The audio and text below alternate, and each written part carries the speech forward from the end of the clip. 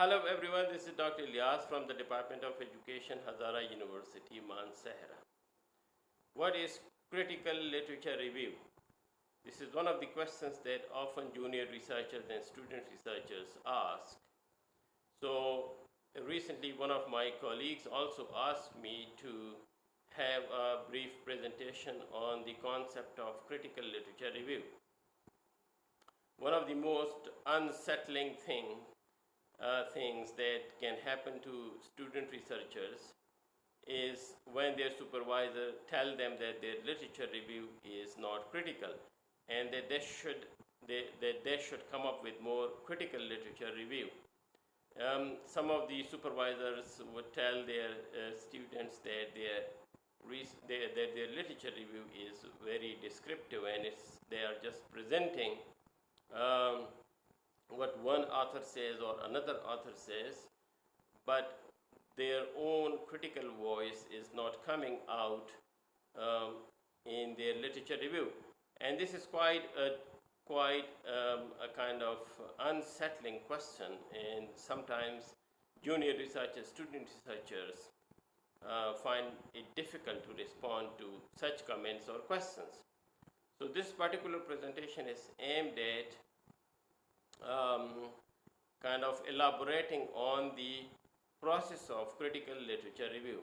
So let us see and discuss some of the steps or some of the processes that are involved in making your literature review more critical, where your voice comes in a more critical way and in a more analytical way. So let's see.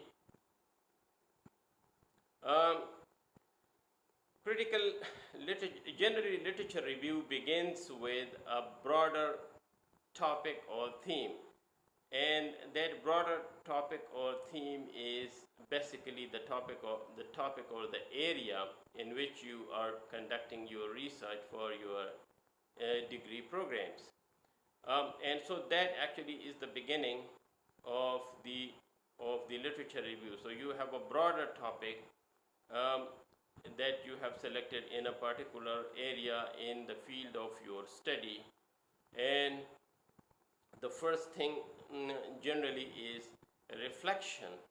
And so before the beginning of the formal thesis process or research process, most students have already started the process of reflection or thinking about particular areas in which they would like to proceed with in terms of research and in terms of the ultimate production of a thesis. So reflection or initial thinking will then lead the student researchers to begin an initial reading, and this will be a more general reading related to the area or the topic in which they are actually studying. Some of the sources of reading, generally it begins, like in the modern era, it begins with your reading on the internet and mostly in digital forms, access through digital libraries. So there is this initial reading that goes on for quite a while, and there is again towards the end of their initial reading that could go around for, like, if you are doing your MPhil or PhD studies, this initial reading could go around for around a month or maybe 2 months, or in some cases more than that. It will depend on your previous knowledge related to the particular field. It is also this initial reading will lead to further reflection in the particular area in which you are reading, and it is obvious that further reading, initial reading, will lead to further reflection, and that will be a bit more detailed reflection in comparison to the reflection that you got involved in the beginning of your exploration of the research topic. At this stage, your followed by initial reading, and then this will actually lead to discussion with your supervisor or with your seniors related to the particular area in which you are actually working. And this discussion will help in the focusing of the topic. Further, at this stage, your initial reading and reflection and discussion with your supervisor or with your seniors will help in focusing the research topic. Here will be the beginning of your initial research questions. And if you have certain very initial research objectives, that will also have some refining at this very stage.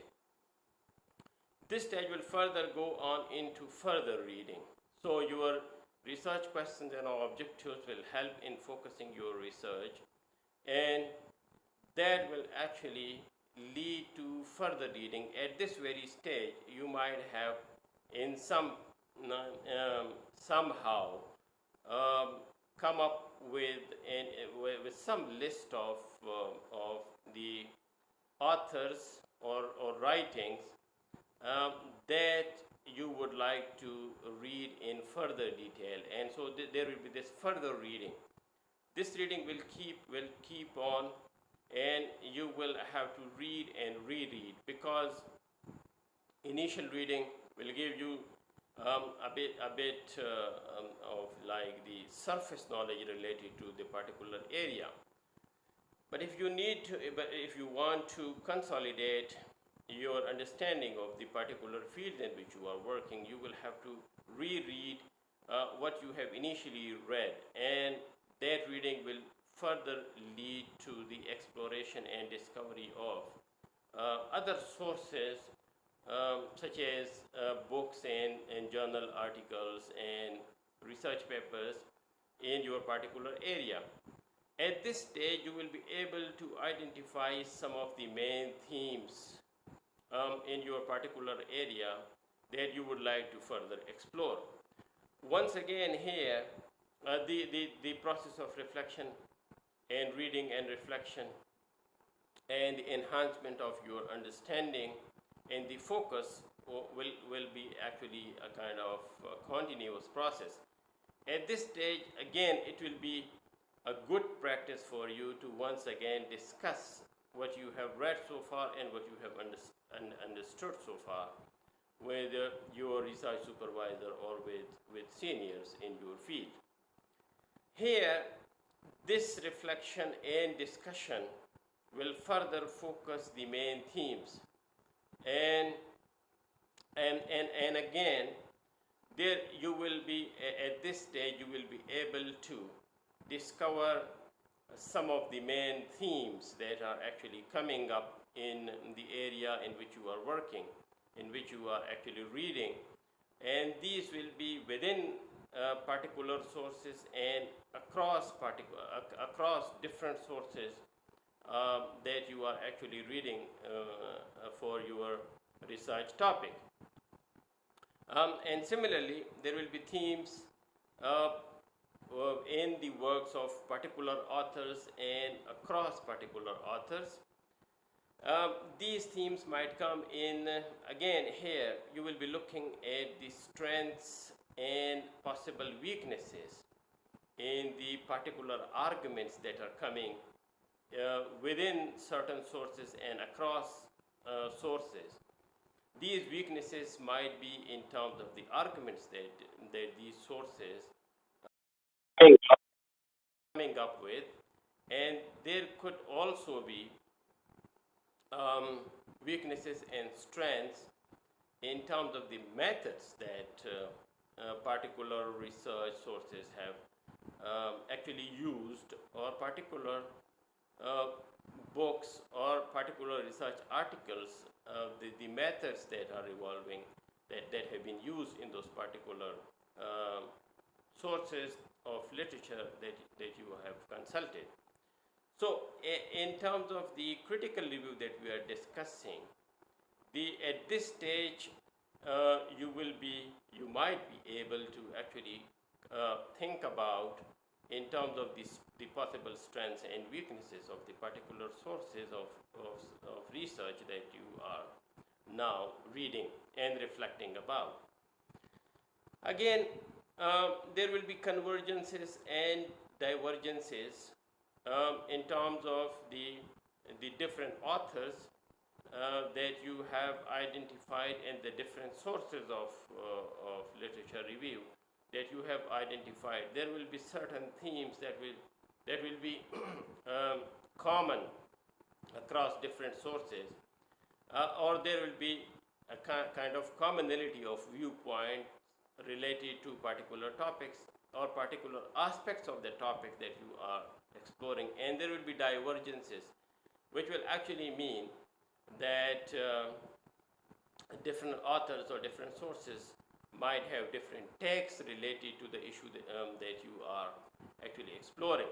So at this stage of the critical literature review or critical reading stage, you will be able to actually recognize the convergences and divergences, or similarities and differences of views and approaches in which the research topic that you are actually looking at, exploring, will have been looked at by different authors and different research studies.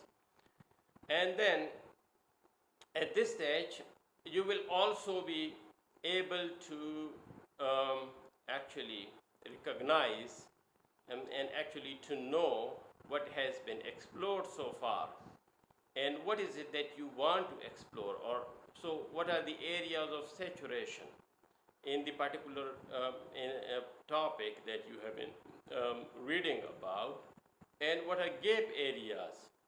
So the themes that are coming out of your critical reading so far will help you in understanding certain areas of saturation where enough has been actually explored and researched, and then you will be able to get into the nuances of or the intricacies of the particular research topics that you are working on, and so you will be able to identify gaps, because your knowledge is actually on the increase related to the subject area, related to the research methodologies that have been used in this particular topic.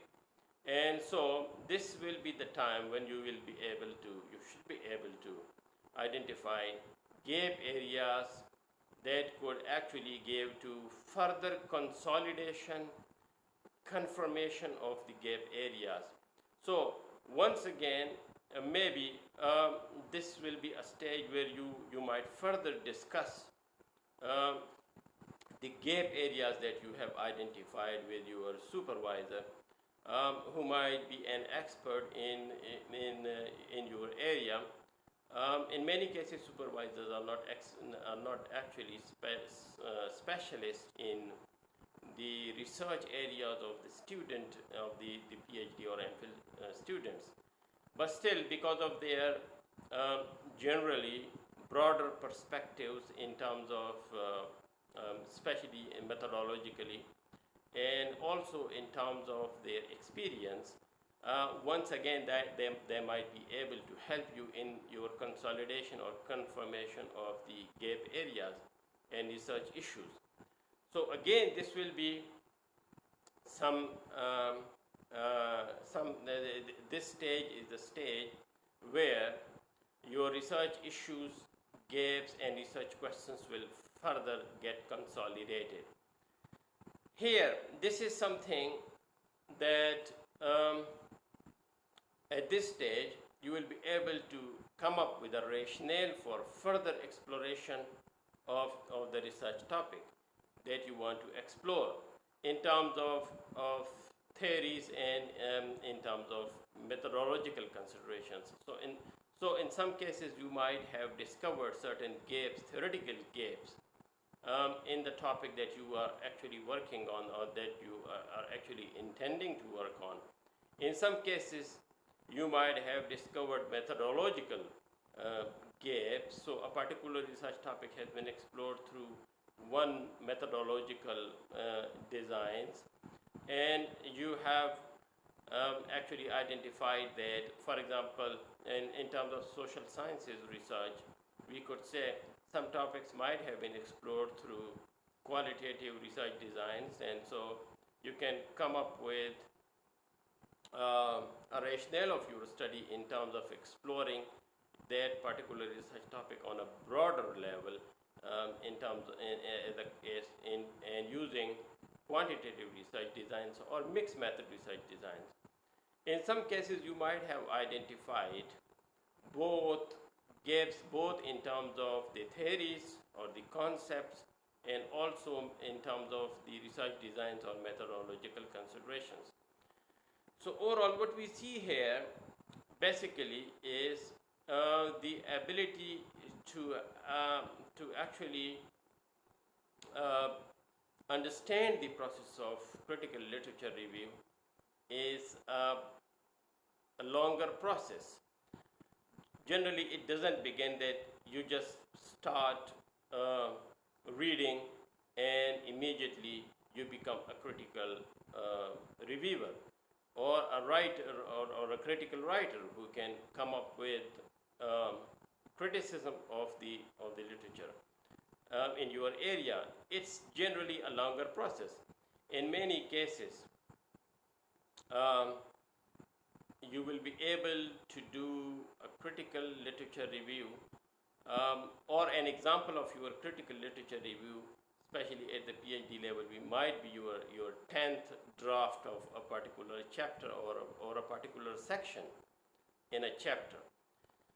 So it's a longer process, it's a persistent process, and it's a cyclic process as well. And it's a process of continuous reflection, continuous reading, firstly on a broader level, and then focusing your reading further, and focusing and then focusing, and so this focusing keeps on until you discover methodological and theoretical gaps. And importantly, what happens is that with the passage of time, your knowledge related to the conceptual or theoretical aspects of your particular field and the methodological aspects of your particular field increases, and that actually is itself a process of increasing critical reflection. So in order to do critical literature review, you have to be persistent, you have to be critical, which actually means you have to keep asking questions of yourself, and you have to read and reread and reread and reread your literature or the material related to the particular topic. And you have to, it is always useful to get into discussion with your supervisors and to get into discussion with seniors who have actually a broader base of knowledge in this particular area. Again, critical literature review, one other thing that helps in critical literature review is broader. Actually reading on a broader level. So a focused reading is important, but also reading on a broader level. However, because we have limited time in most research programs, and especially student research degree programs, so broadening your reading is one aspect of it, but at the same time, there should be a focus, and that focus actually will come from your initial reading and from your research questions and from your research objectives. So this is also important, that you shouldn't lose your research focus at any stage. So I hope you understand that this process is not an easy one, I must tell you. And it is a cyclic process. it is a persistent process.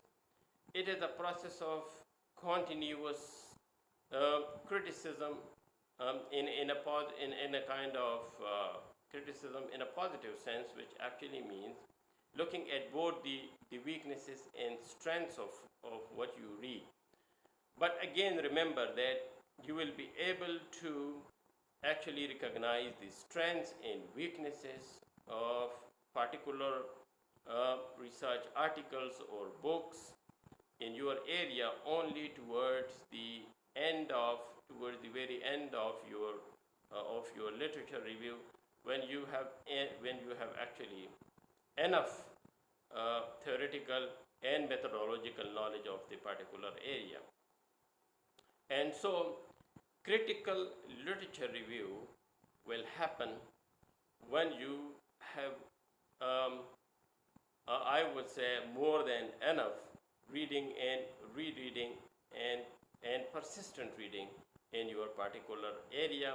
Reading is very important, and so it's very important to start reading in certain areas of your interest from the very beginning of your research projects or your research degree programs, and to keep on discussing.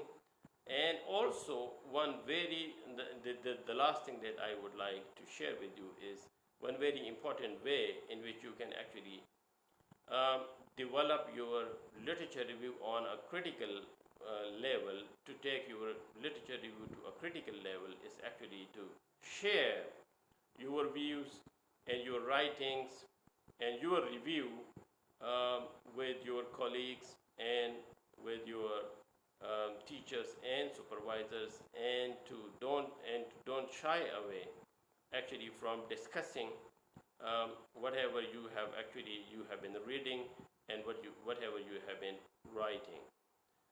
Thank you very much for your time. If you have questions and comments, please share those in the comment section. Take care.